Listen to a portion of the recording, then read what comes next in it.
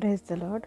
ప్రభువైన యేసుక్రీస్తు నామంలో మీ అందరికీ వందనములు తెలియజేస్తూ ప్రతి ఉదయం దేవునితో అని ఈ ఆధ్యాత్మిక కార్యక్రమానికి మిమ్మల్ని అందరినీ కూడా ఆహ్వానిస్తున్నాను. దేవుడికే మహిమ కలుగును గాక. మనం ఉదయం నిద్ర లేవగానే దేవునితో సమయాన్ని గడపడం ద్వారా మన జీవితాలు ఎంతో తృప్తిగా ఉంటాయి, ఎంతో సమృద్ధిని సంతృష్టిని కలిగి ఉంటాయి. హల్లెలూయా. దేవుడు మాత్రమే మనకి సహాయం చేయగలడు. దేవుడు మాత్రమే మనం నడవవలసిన మార్గంలో మనకు సరైన క్రమంలో మన జీవితాలు ఉండడానికి సహాయం చేయగలిగినది దేవుడు మాత్రమే. దేవుని వాక్కులో శక్తి ఉన్నది, దేవుని వాక్కులో బలము ఉన్నది, దేవుని వాక్కులో స్వస్థత ఉన్నది, దేవుని వాక్కులో నెమ్మది ఉన్నది, దేవుని వాక్యములో జవాబు ఉన్నది. దేవుడికే మహిమ కలుగును గాక.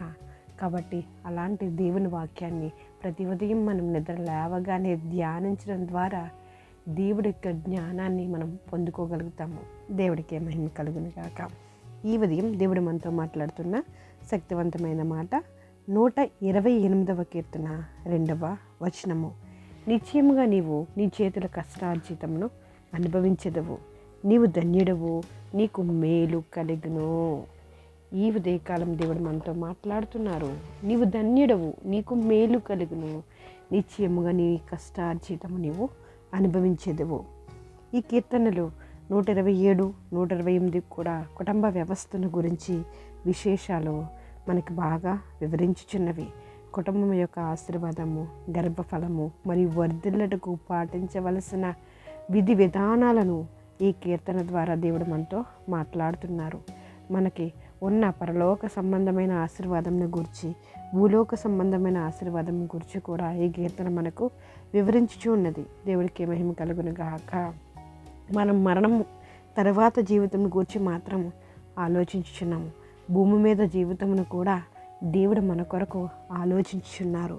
ఈ 2 రకాల జీవితమును గురించి శ్రేష్టమైన సంగతులను మనకు ఈ 128వ కీర్తన తెలియచేయుచున్నది.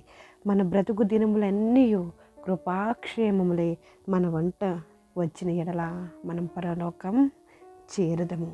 కీర్తనాకారుడు ఇహ సంబంధమైన పరలోక సంబంధమైన ఆశీర్వాదములను గురించి రాయుచున్నాడు.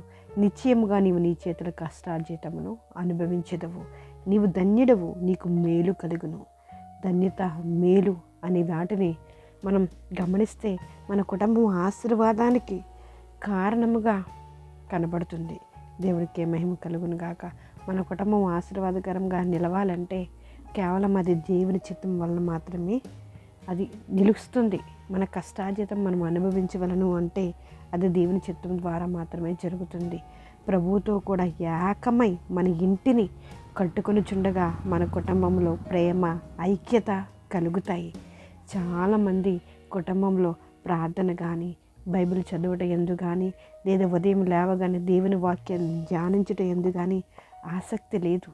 దేవుని యందు భయభక్తులు కలిగి ఉండట మనకెంతో మంచిది. మన బిడ్డలకు కూడా మనం అదే బోధించేవారుగా ఉండాలి. దేవుడికి మహిమ కలుగును గాక.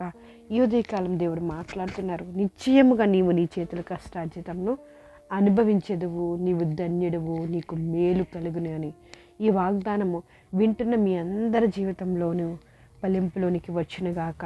నిశ్చయంగా మీరందరూ మీ చేతుల కష్టార్జితమును అనుభవించెదరు, మీకు ధన్యత కలుగును, మీకు మేలు కలుగును గాక. కాబట్టి మనందరం కూడా దేవుని యందు భయభక్తులు కలిగి ఉండి, దేవుని పట్ల ఆసక్తి కలిగి ఉండి మన జీవితాలని దేవునిలో కట్టుకుంటే దేవుని కలిగిన ప్రతి కుటుంబం కూడా తప్పకుండా మేలుని పొందుకుంటుంది. అట్టి మేలుని మీరందరూ కూడా పొందుకుందరుగాక. ప్రార్థన చేసుకుందాం. జీవం కలిగిన దేవా, మీకు వందనాలు, స్తోత్రాలు చెల్లించుకుంటున్నాం తండ్రి.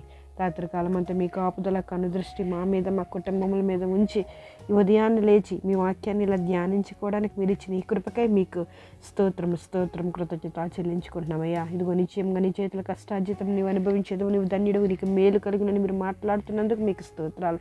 వింటున్న ప్రతి ఒక్కరి జీవితంలో నేను ఈ వాగ్దానం నెరవేరినట్లు మీరు సహాయం చేయండి. ఈ సమయంలో ఎవరైతే నేను మీకు మొరపెట్టుచున్నారో వారి సమస్యల నిమిత్తం వారిని ఒక్కసారి జ్ఞాపకం చేసుకుని వారి కుటుంబాలు ధన్యకరంగా ఉంచి వారి కుటుంబాల్లో మేలు కలుగునట్లు మీరు సహాయం చేయండి.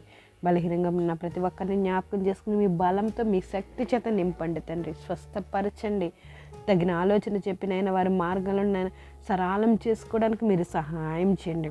వ్యవసాయదారులు జ్ఞాపకం చేసుకోండి. ఈరోజు ప్రయాణాలు చేస్తున్న బిడ్డలు జ్ఞాపకం చేసుకోండి. ప్రభు చదువుతున్న వారిని జ్ఞాపకం చేసుకోండి. ఉద్యోగాలు చేస్తున్న వారిని జ్ఞాపకం చేసుకోండి. గృహాల కోసం ఎదురు చూస్తున్న వారిని జ్ఞాపకం చేసుకోండి. అప్పులతో బాధపడుతున్న బిడ్డలను జ్ఞాపకం చేసుకోండి. తండ్రి మీకు వందనాలు. గర్భఫలం కోసం ఎదురు చూస్తున్న వారిని జ్ఞాపకం చేసుకోండి. వివాహాలు జరగక ఇబ్బంది పడుతున్న వారిని ఒక్కసారి జ్ఞాపకం చేసుకోండి అయ్యా. ప్రతి ఒక్కరి పట్ల అద్భుతమైన కార్యాలను మీరు జరిగించండి. దేవాస్తోత్రం. 128వ కీర్తనలో ఉన్న ప్రతి వాగ్దానమునైనా మీ మీద ఆధారపడి ఉన్న ప్రతి బిడ్డల పట్లనైనా మీరు జరిగించండి. మీ కృపతో ప్రతి బిడ్డ వర్ధిల్లినట్లు నేను మీరు సహాయం చేయండి. నీ బ్రతుకు దినములన్నీ కృపాక్షేమంలే నీ వంట వచ్చిన నీ వాగ్దానమునైనా ప్రతి బిడ్డ పట్ల మీరే నెరవేర్చి శాంతి సమాధానాలతో ప్రతి కుటుంబం ఉండినట్లు మీరే సహాయం చేస్తారని, సమస్త ఘనత మహిమ ప్రభావాలు మీరు పొందుకుంటారని ప్రభునేసు నామములో అడిగి వేడుకుంటున్నాం మా పరమ తండ్రి. ఆమెన్. Praise the lord. అందరికీ వందనములు. దేవుడు మిమ్మల్ని దీవించి ఆశీర్వదించును గాక.